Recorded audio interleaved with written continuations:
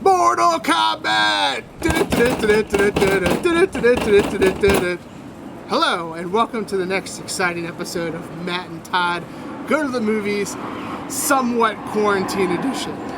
The podcast where Matt and Todd watch a movie on the Netflix 100 list. There's a plane flying over. We're outside right now. We're going to push through, though. And then we talk about it and discuss how we liked it, didn't like it, hated it, love it, and then hopefully you listen to it, and then you love us. I am Todd Domer. And I'm Matt Malloy, and yes, welcome to this partial quarantine edition.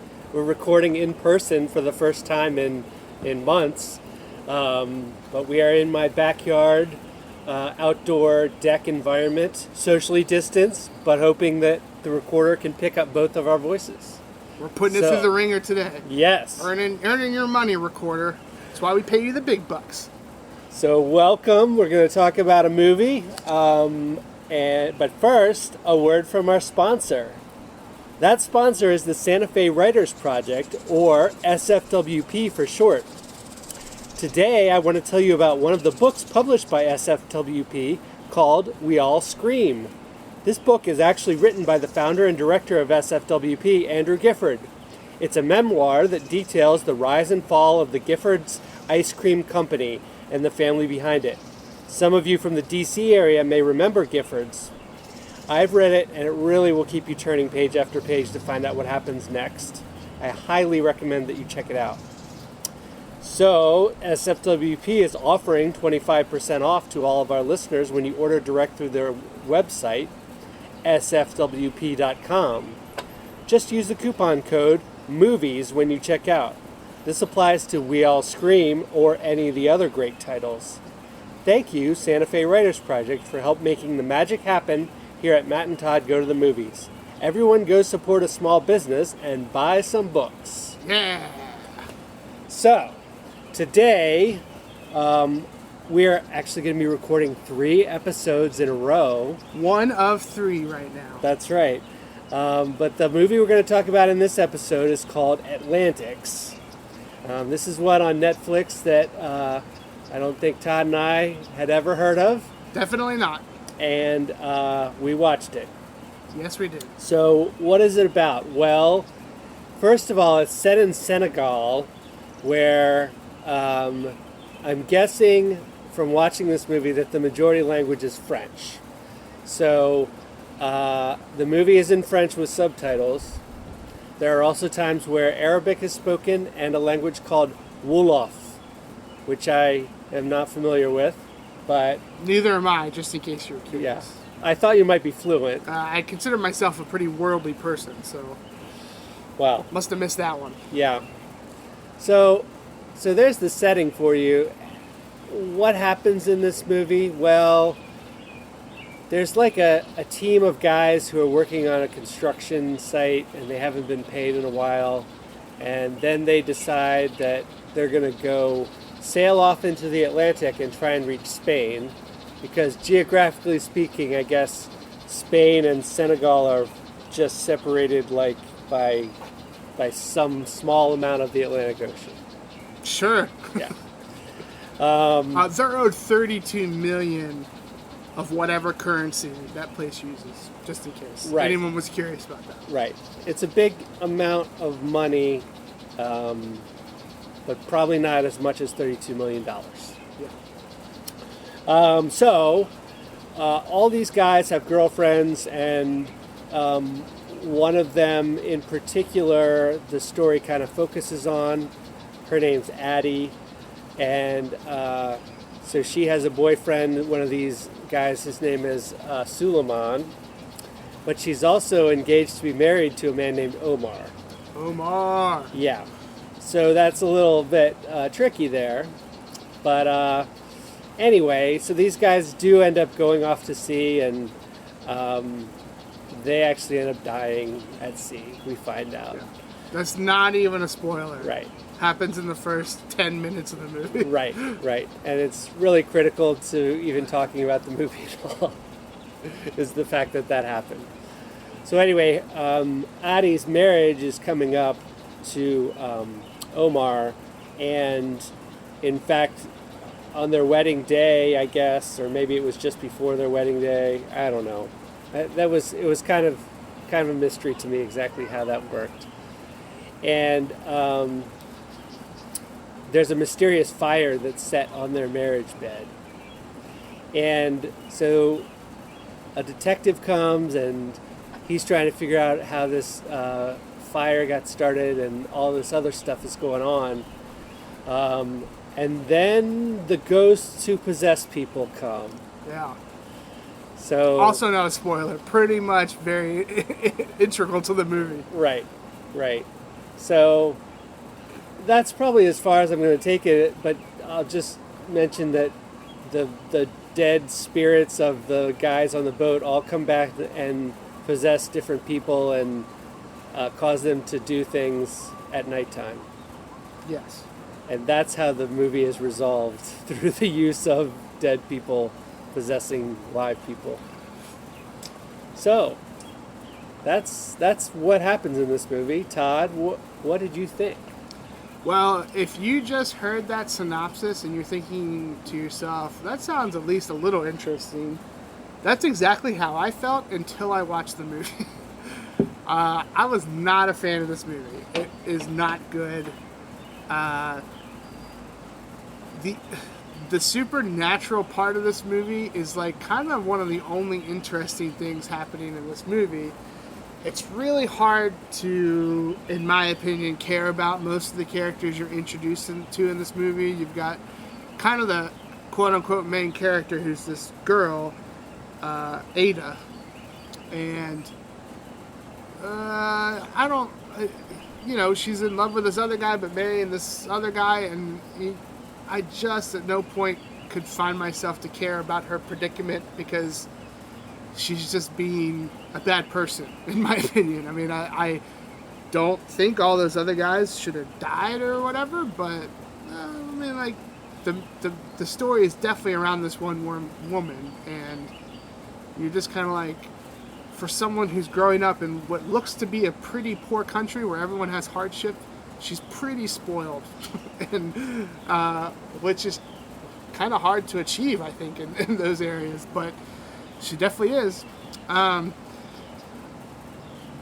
It's not, I didn't find the acting very well. Now, I think there could be like a language kind of translation thing going on where like it's hard to really, I mean, I say this because I'm trying to give the movie credit, but when we watched Parasite, I wasn't like, the acting was questionable, whatever. It was all really good. But I found the acting to just not be good from almost anyone in this movie. I mean, maybe it was a low budget, like just find people who could be in it kind of thing. But it just, I mean, it was like, what was the number on the list? 4 or something like that? Like, it was pretty high on this list of Netflix's, and I mean, we've definitely had some movies where I have definitely questioned the number placement. Well, to be fair, the number placement doesn't mean anything except for where it is in the alphabet. Okay, that's so it. It's number 4 because it starts with A. But yeah, I guess so. American Honey was 1. Yeah. Okay. All right. I take that back then. Yeah. I'm not gonna poop on them like that anymore. But I'll get back to pooping on this movie because It's not good. So, to sum up, if you're going to say, hey, Todd, should I see this movie? I'm going to say, no, don't worry. It was not 2.5 hours long, which was a great break of pace for us. But it's just not good. Like, there's really not many good things I can say about it. So, I'll just stop there and turn it over to my colleague here. Matt, what did you think about this movie? Well, I largely agree with your assessment of it. I too really thought that the acting was not good, but again I hesitated because I was like, okay, are these people all Senegalese, and right, so they're acting completely in culture, and I'm not of that culture, so I'm not able to say that. But that being said, as my gut reaction, I didn't feel like yeah. feel like the acting was good. I thought it was pretty pretty surfacey as far as things went. But the script itself was pretty surfacey. Yeah, it came across as like this is on this list because somebody was like, it's a foreign language film and it was filmed in Senegal, and so it should be on the list. Check a box or something. Right. Oh, it's foreign and it's in another language. Oh, we gotta put it on this list of good movies. Yeah. So, yes, I probably like the supernatural part of this movie more than Todd did, more than you did, Todd, and It was the only sort of redeeming part of the movie is like it took this weird turn. It was just like a little almost romantic comedy, romantic tragedy type situation, and then people started having their eyes roll back and roaming around the town at night. Yes. So that was like, oh, well, this is different. I'll definitely admit that it is an interesting turn in the movie. Right. But by the time it finally came around, I was like already pretty mentally checked out, and then it wasn't really reinforced enough or anything like that to make me care. Right. It just was kind of there. Yep. So yeah, I don't have a lot more to say about this guy. It's not great. If you're really into foreign films, maybe you take a look at it. Foreign zombie films or something, but in general I don't think most people should bother. So I guess we're on the same page there. Definitely. Yeah.